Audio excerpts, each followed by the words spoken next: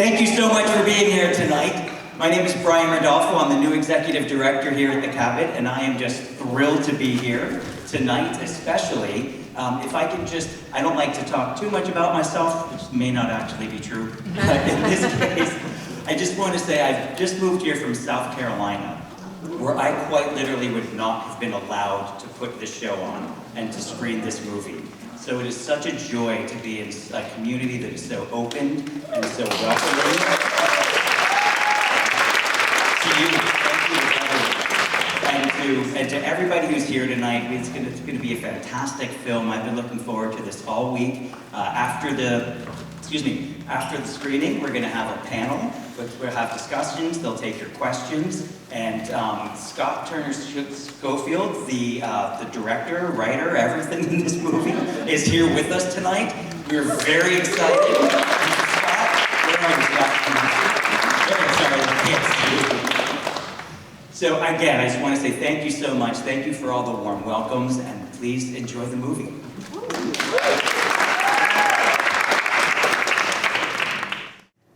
Hello, thank you all for coming to the Cabot tonight. I'm Maureen Cotton, I'm Director of Membership here, and I have the honor of moderating this evening's conversation. Our first panelist is a face you will recognize. Please welcome actor and activist Scott Turner Schofield.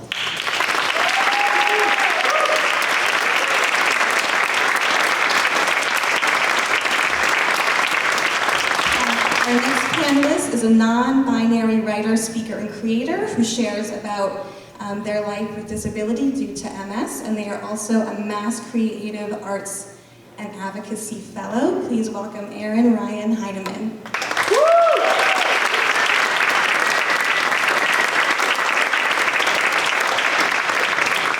Our next panelist is involved in so many North Shore trans support groups, I can't name them all. But among them, she's the founder of North Shore Trans Support, a volunteer at NAGLY, and the founder of the zine Prismatic Lynn. Please welcome Olivia Worth.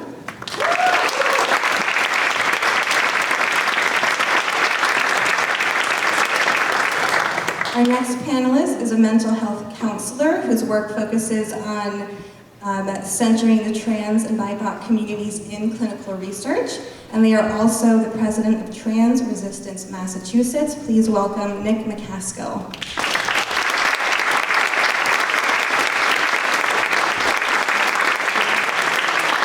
Our next panelist is a neighbor to us right here in Beverly, and she is a plastic supplier engineer, which sounds very impressive. Please welcome Eliana Haas.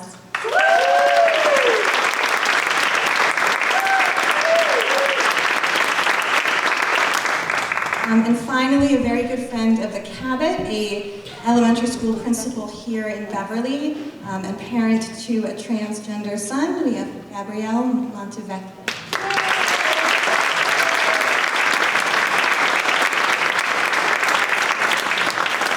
So we're going to chat amongst ourselves up here for a bit, and then we'll open it up to questions. So if you have a question, you can begin to formulate it. I want to pick up right where this beautiful film leaves off.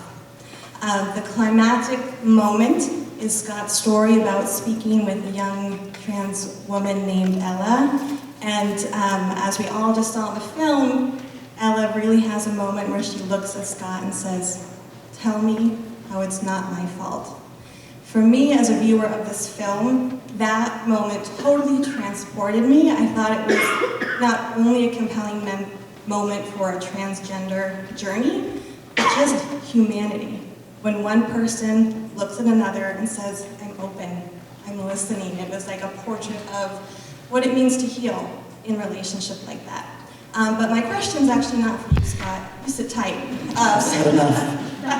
Because we heard your story, but my question's for the rest of the panelists. Have you been part of a healing interaction like this? And if so, tell us about it. Jump on in. Olivia, I see in your eyes. Sure, I got one. When I started my transition, I was having a very hard time reconciling myself my entire life. I saw myself as three distinct people. Olivia, the person I am now, the person who was my jailer for many years and walked around in my body, and the person my therapist called Young Liv, which was me as a kid knowing that I was a girl before I buried that. And I hated young Liv because I blamed her for costing me so many years, because if she had just held on a couple of years longer, I'd have gone to college, I'd have met some other trans people, and I would have discovered who I was and been able to start transitioning 25 years sooner. But one day, I was in therapy, and my therapist just goes, you're volunteering with NAGLI, you're working with all of these kids, what is so important about this to you? And my response was, I don't want anyone else to grow up the way I did. I don't want any other trans kid to grow up feeling unsupported, unloved, not accepted for who they are. And my therapist just looked at me through the Zoom camera and said, young Liv is one of those kids. What would you say to her if she was one of the kids at NAGLI that you were working with? And it was like a nuclear bomb went off in my head. It was like suddenly everything shifted. And I couldn't say anything for a while because I was trying to process this. And my therapist was like, just write a letter to yourself, to your younger self, and see what comes out. And so I sat down to write that letter after a little bit of processing, and the letter was incredible. The letter really moved me, and I found myself at the end of it writing 3 words that I had never said in my life. And those words were, I love me. And that moment, it was just, things were different from then on, and it was amazing.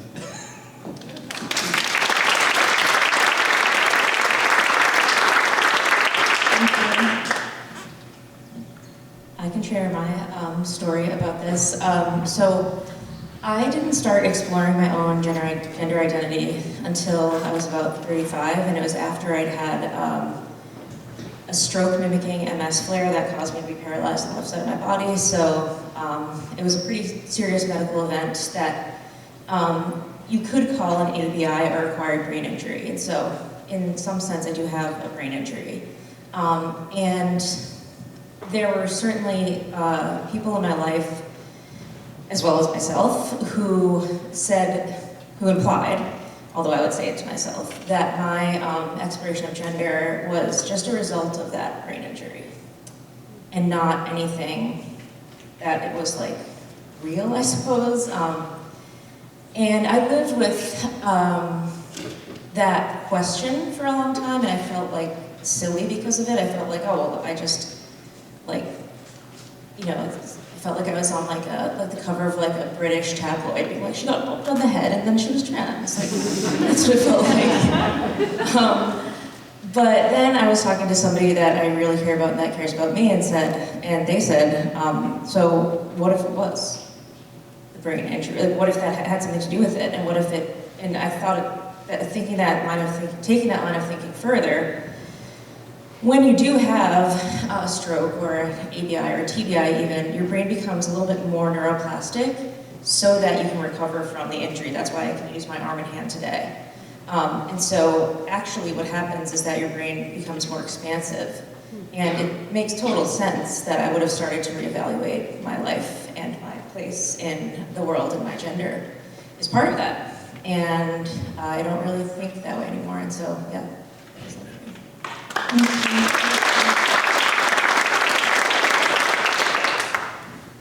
I'll take it next. I've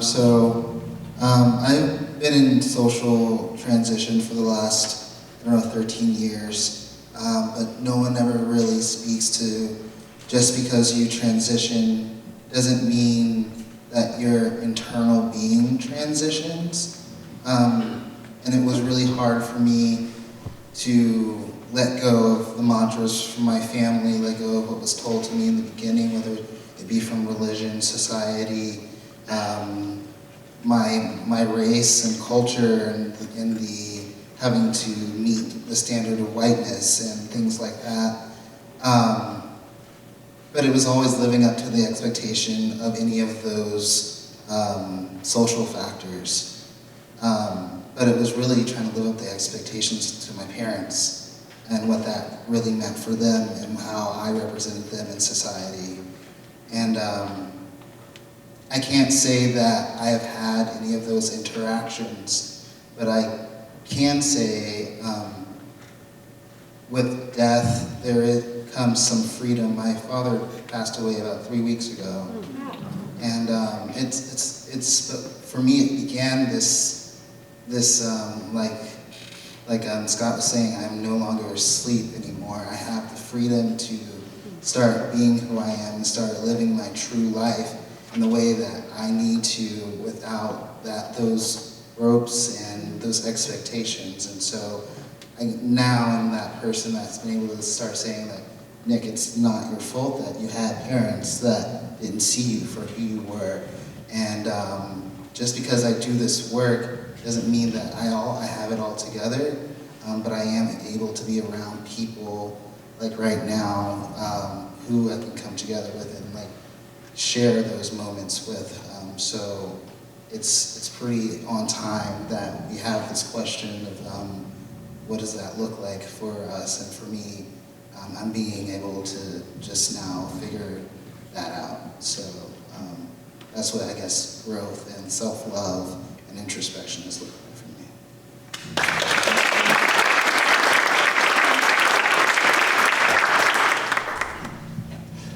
Hello. So early on in my transition, I really didn't, as many of us have experienced probably, we were very lost in who I was, and I couldn't quite put my finger on who I wanted to be, not even just as a person, because I already have always been myself. It's just the fact that I felt scared to show myself to the world. And so early on, I forced myself to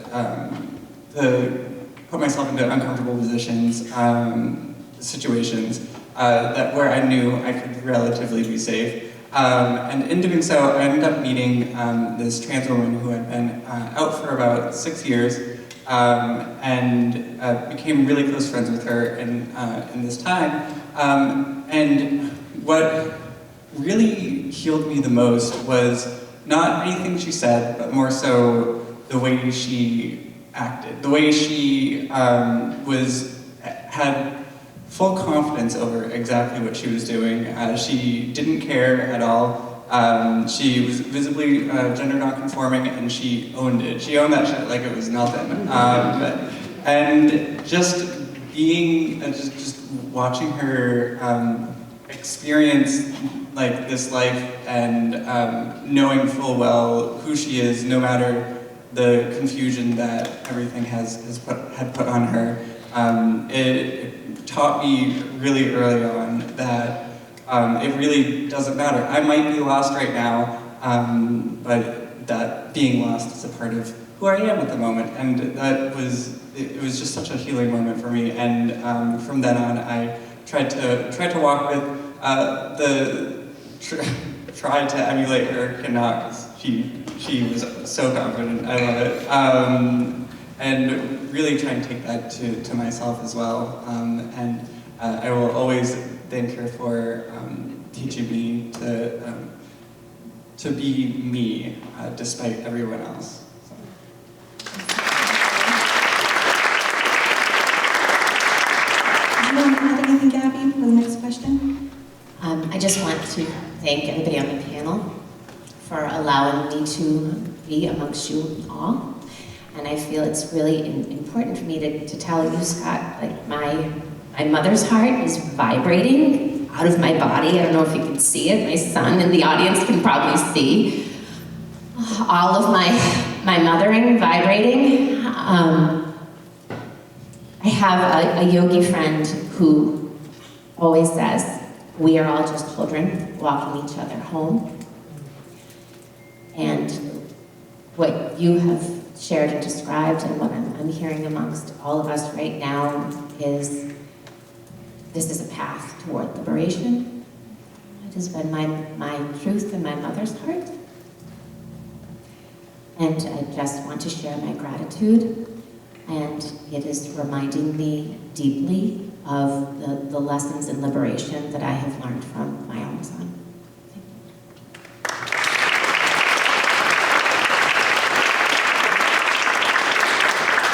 So in the film this evening, we were treated to a curated selection of 127 stories that Scott put together about his journey. So I wanted to give our panel an opportunity to choose just one, brief, because there's a lot of you, brief, but beautiful, potent story that if you were putting together a collection of stories like this, what is one that you would tell? I guess I'll go first again. So it was early in my transition. I was about a week and a half out from going back for a follow-up visit to the clinic to get my first prescription for estrogen. And as I was getting closer to the date, my gender dysphoria was spiking. And my spouse, being as smart as they are, recognized that I probably needed to do something to combat that, so they asked me, "Hey Liv, do you want to go get your ears pierced?" And I thought that sounded like a great idea, but it took me a moment because I had to think about it. I was only out at that point to my spouse, the people at the clinic, my therapist, nobody else. And getting my ears pierced was a much more public step than I had taken yet, and it took me a little bit to think about it. But I said, yeah, I want to do that. So my spouse was like, okay. And I was like, great, now let's just find a tattoo parlor somewhere to go to get this done. And my spouse just smiled and said, we're not going to a tattoo parlor. I have a better idea. And that is how I, like millions of teenage girls in this country before me, ended up at Claire's.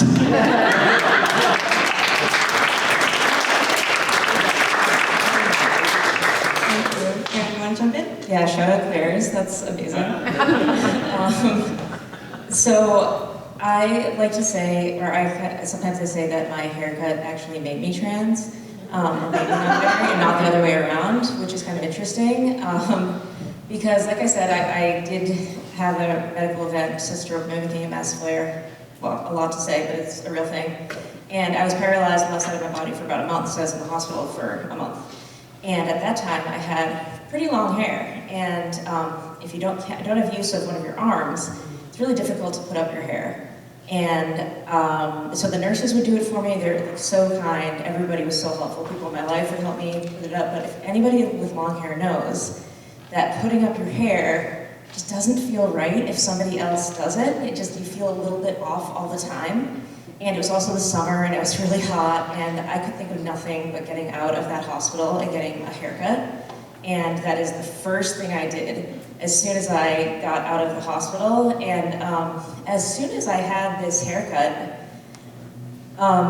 it really felt like I looked like me for the first time, which was interesting because I cut my hair short many times in my life. I would never go that short, and when I cut my hair like this, I felt like I looked like myself for the very first time, which was interesting. And that was a clue. And then, as I went further into my recovery from my stroke-like event, I realized that as I began to walk again, it was difficult. It took about a year to really get any sense of regular walking, and I realized the first time I ever tried to wear a skirt or dress again, I was like, oh, no, this can't happen, because if you're when you're integrating one side of the body into the other, into your body again, it's just really difficult if there's fabric or whatever, so I have to wear tight pants pretty much. And so then I was like, oh, I don't ever have to wear this again, ever again. And so in a sense, I guess you could say that my disability really contributed to my non-binary identity, but also I saw the movie Crip Camp fairly recently, actually. And yeah, it's about the passage of the ADA, but it's also about the young people who were at a summer camp for disabled kids, and as they get older, they go on to do great things politically. But Judith Heumann in that film says, I don't know the exact quote, but she says something like, when you grow up with a disability, it's always that you're seen as disabled person, and the disabled is always first, and so that you're not really seen as man or woman, you're seen as a disabled person. And I started to feel that way just in society when I was quite visibly disabled. And so I feel like my gender identity kind of went along with that. And I feel close to that Judith Heumann quote, because in a positive way. And I think she might have meant it in a negative way, but I feel that in a positive way.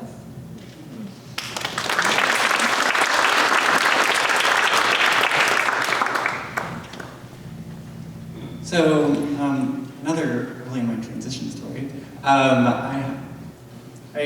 My parents took me up camping into the middle of Maine, middle of the woods, and we had gone to this campground that was filled with seasonal campers who were definitely way past retirement age, and were not from New England. And because of that, I was probably the first physically trans person they had seen before. And this was early on in my transition, and because of that, you know, my outfits were, they shouldn't have existed, and I was overconfident because of the story I told earlier. I'd say like I was sure of my stuff, but it was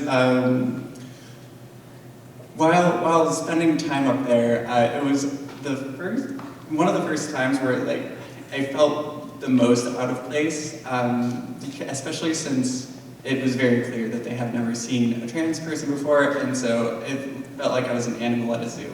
And I was there for a week, but fortunately my parents had already been up there previously in the summer and had already gotten familiar with like the cute couple that owned it, and because of that, my parents kind of brought me along and like introduced me to everyone.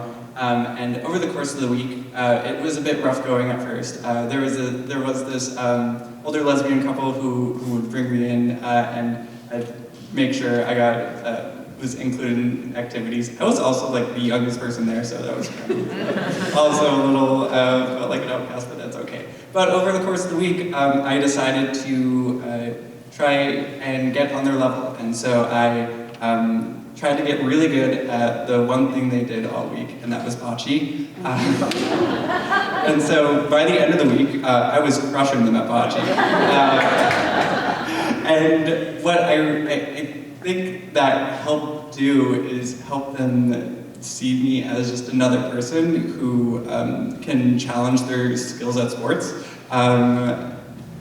So, and through that, and like other games of cornhole and what else they do while you're camping, a lot of them just got more familiar and comfortable with having this gender non-conforming person hang around.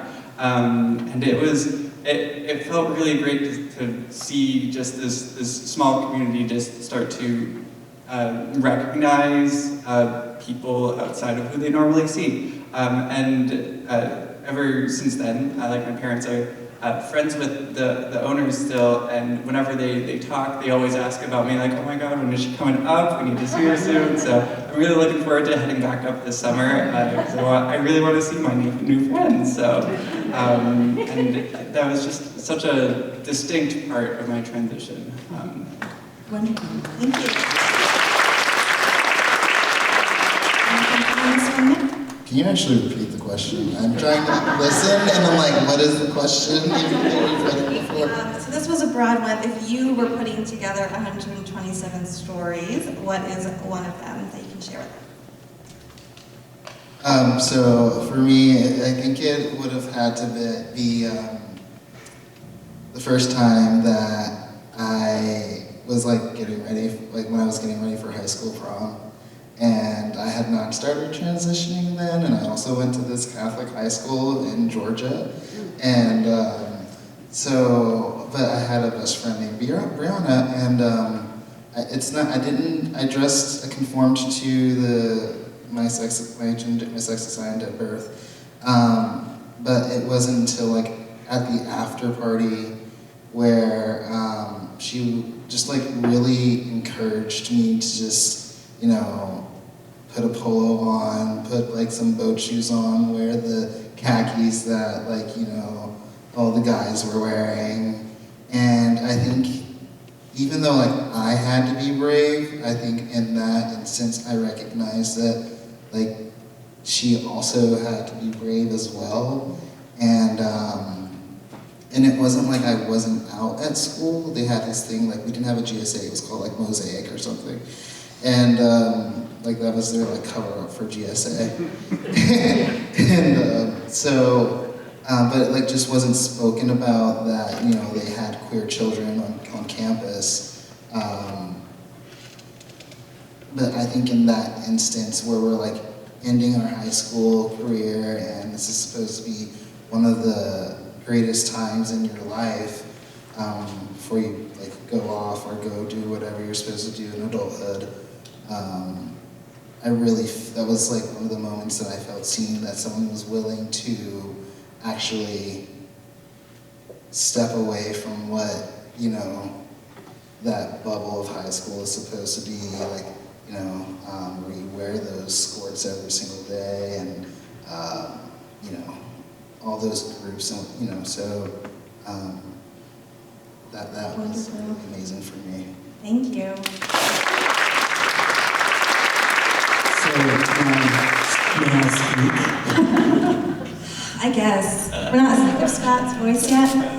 This is my happy place, right? And this is why I made the film, because I'm just one person, but every one of us has at least 127 stories that they could tell.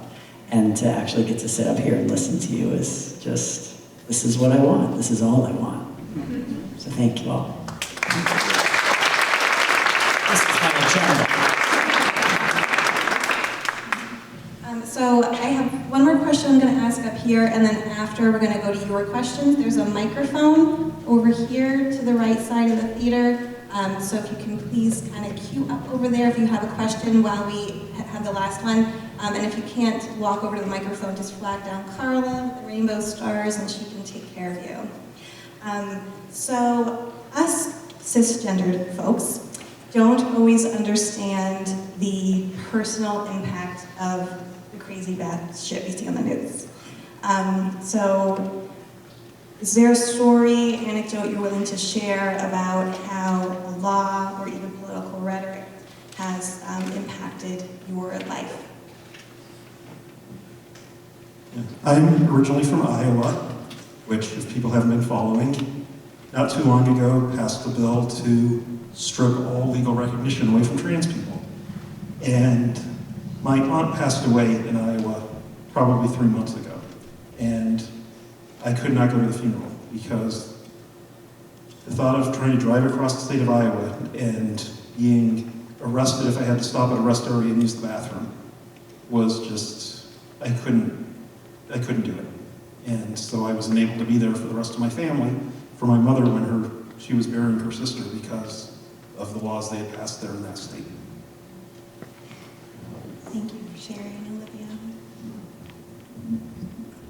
I'll just share that I have several friends, one close friend who had moved out of the country very recently. And that's too bad. And it wasn't explicitly the reason that they left, but that was the reason that they left. So that's definitely affecting my life. Thank you, Karen. I'm born in Texas, and in Texas right now they're making it identity fraud to have changed my documents. And so I can't go see if it passes, it hasn't passed yet, but if it passes, I won't be able to see my family. I won't be able to go back to the state, and I don't know if I'll be able to re-enter this country because I left also. I live in Canada now. And, I left my life, I left my career, I left my activism, I left my community, specifically because of how the political rhetoric is giving me literal nightmares, right? And I couldn't live with it and continue to do what I do in that way. So TBD, but we'll find out soon. Thank you. You want to jump in, Nick? Sure. So in the fall, I'm starting a clinical psychology program, and I think it was really just like by the skin of our teeth that 5 of us had funding for this year. And as my little bio mentioned, that I really want to be able to connect my advocacy to, addressing research for transgender folks and also interfamily systems. And I just don't know what that is going to look like. Like currently right now, I'm working on study like looking at the vaginal biome of transmasculine folks, and we had to pay them all in advance, so we didn't have to worry about not having funding before. Those are just things that this political climate is affecting not only me, but how we're going to be able to look at our community in the future. Thank you, Nick. It's such important work.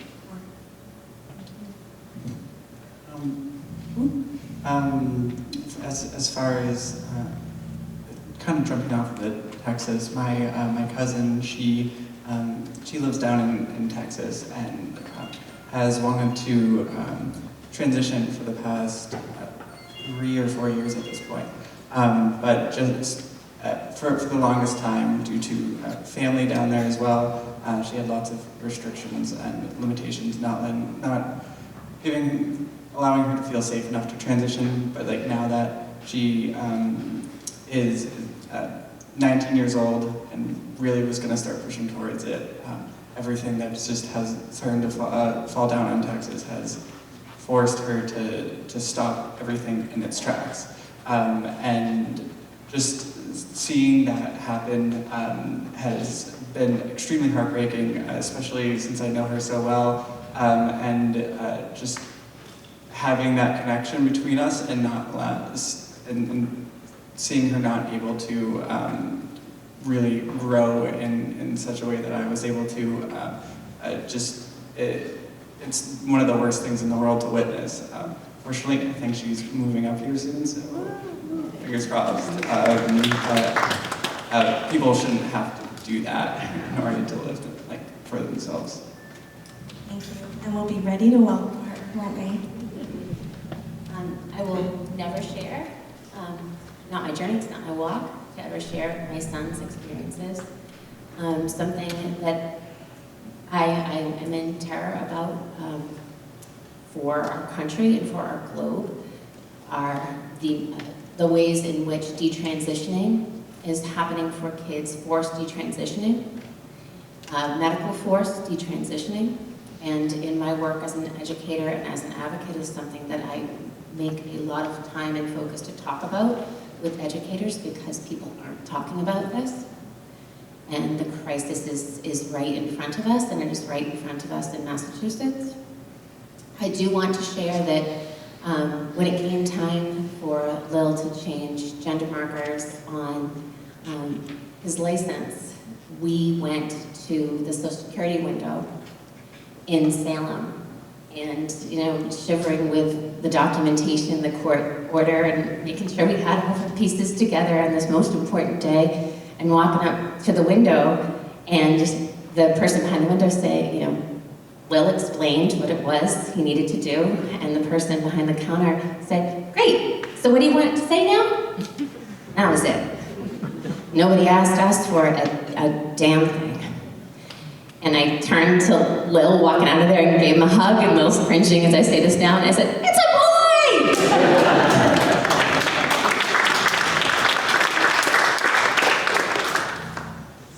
Thank you. And just reiterating, I'm shocked no one has any questions. If you do have a question, you can go on over to the mic. Otherwise, Gabby, you've provided the most perfect segue, because Scott and I talked about balance, emotional balance up here, and the importance to celebrate wins. So we're going to do the mic first. If there's time left, we're going to celebrate wins. Or we'll just share them after. So first question, go ahead. Hello, I just want to say thank you for everybody being here and sharing your story. It's really important to get the story out and to get everybody's experience out. So thank you all for being here. My question, I hope I'm getting the name right, is to Gabrielle Montevecchi. And I wonder, as a mom, moms usually have their mom groups, and people can be really judgmental. At what point, or was there a point within your journey that you realized that maybe the people around you weren't as supportive as they could have been? And what was that drive and that moment that told you, no, I'm standing up and I'm doing right by my child? Thank you. Thank you. Thank you. So I want to start by answering this question by saying if anybody thinks it's tough for a parent, your focus is in the wrong place. Thank you. I have known my child. I have felt the soul of my child within me, both my children, deeply and forever. And when people say to my husband and I, wow, you are so amazing. Lil is so lucky to have, they've got it all upside down, backwards, and inside out. And one of the first places where I recognized community and support was Girl Scouts. And the Girl Scout tribe that we had in town, when some comments within the group, a parent group went awry by a particular parent in the Girl Scout group, I want to tell you how the Girl Scout leaders rallied, and I want to tell you how the Girl Scout leaders set things straight about who was welcome in the community. And I felt the embrace of that deeply, and I was surprised. I was surprised. I was like, yes, Girl Scout leadership is true, and that meant so much to me. Fantastic, thank you. Next question, Cabot. Hi, thank you so much for sharing your stories. And I do have so many questions, but I guess working in psychiatry, I saw two vignettes, two stories that really kind of emphasized LGBTQ plus youth are so in danger of homelessness and also having inadequately untreated, mental health crises. Was there a point when you were making this film or even doing your one-person show where you kind of, wondered whether or not you would include the scene about, you were in the bathtub and thinking about taking your life, but also, with Ella?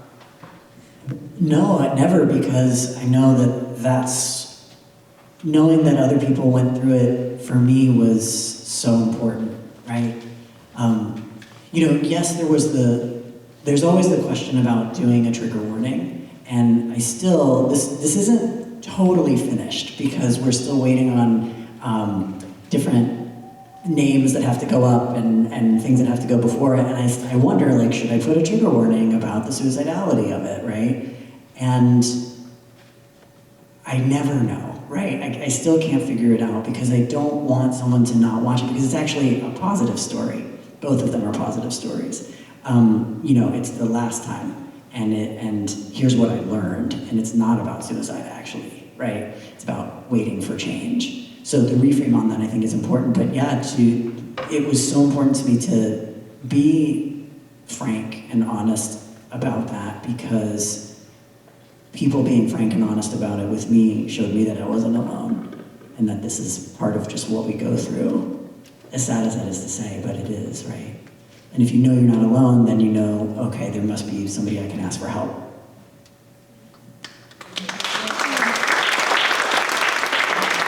One more question, go ahead. Yeah. My name's Katie. We're at Nagley together. And I really love that you shared your story about writing a letter to your younger self. I work with the queer adulting group at Nagley. Those are 18 to 23-year-olds.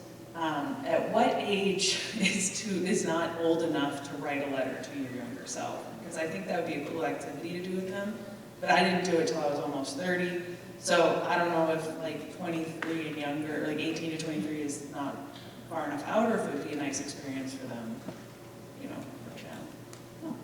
I mean, I don't think obviously we all have younger selves no matter how old we are, so I think it would work for anybody, just having to find that right point of the younger self that you want to write to is just all you have to figure out, is at what point that letter would actually mean something and make that the centerpiece of it.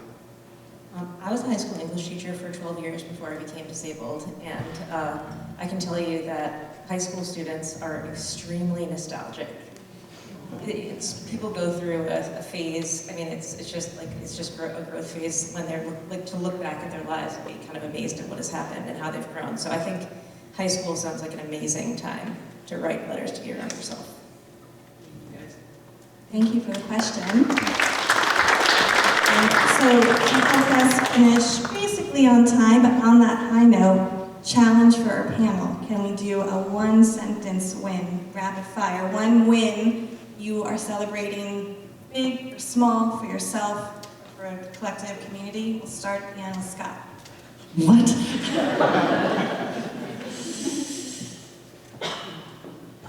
Gosh. Well, I guess the win is that I can't pick just one win.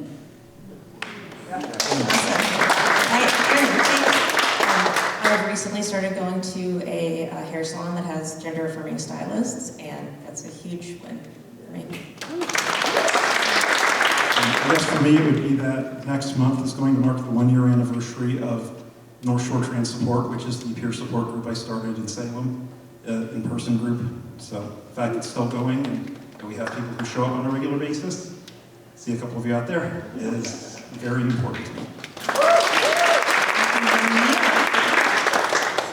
One win for me is that I'm starting self-care as an organizer and letting, putting me first before my community so I can be there for my community. My biggest win is I've recently found a wonderful community here and really gotten close to a lot of people in that really area. My win is that I have the best job in the world and I get to work with the most amazing young people every day and create a safe, welcoming, and inclusive space for them and help educators to create the same in their classrooms and in their schools. I just want to say, on your way out, NAGLY has a table right at the back, and they have an excellent, not only is NAGLY just a great organization if you're here, but if you're not here, there's also a bunch of resources for other things that you can access. So I just want to say, please go check that out and see how you can support or just how you can have that one resource at the tip of your tongue when someone comes to you. We know that it only takes one adult who's affirming of a transgender child to take their rate of suicide down 50%, right? So that's really important. But also, if you have something to back it up with, like the in-person group or the adulting group, right? You can say, oh, you're just NAGLY itself, right? Check it out. Do that. Just be armed with one thing that you can share with someone else. Fantastic. Thank you everyone for coming. Our panelists are going to hang out at the platform until we kick you all out at 9, so you can head there if you have more to say. And I just want to truly, deeply thank you. Thank you for sharing your stories, your presence, your insight, and we're so glad to have all of you in our community. Big round of applause for